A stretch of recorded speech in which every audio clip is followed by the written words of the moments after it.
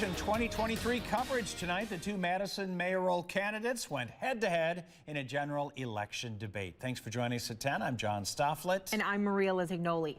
Incumbent Satya Rhodes-Conway and Gloria Reyes focused on many topics, including the bus rapid transit.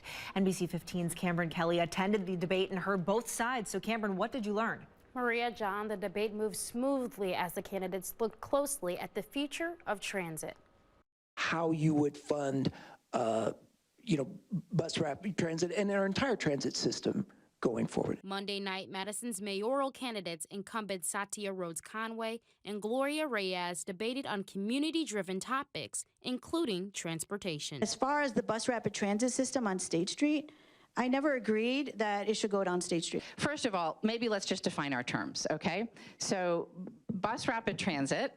Reyes says she knows the demand for rapid transit, but hopes to create something unique on State Street. What I will do is look at the 400, 500, 600 block of State Street and really start moving and thinking about to the future of making that into a pedestrian mall. Rhodes-Conway says she approves of the rapid transit on State Street. I support it for exactly the reasons that Gloria said, because downtown is the heart of our community, because it is our premier business district, because it's where people want to go. Reyes says she is concerned the bus rapid transit system will only support high-density areas. People have to walk 2 to 3 blocks further, and so it's impacting our disability community, our senior community, and people of color. In rebuttal, Rhodes-Conway says traffic volume is almost back to normal since the start of the pandemic.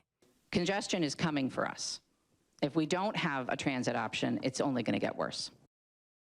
Both talked about the importance of creating more affordable housing in Madison. The general mayoral election is April 4th. Live in the studio, Cameron Kelly, NBC 15.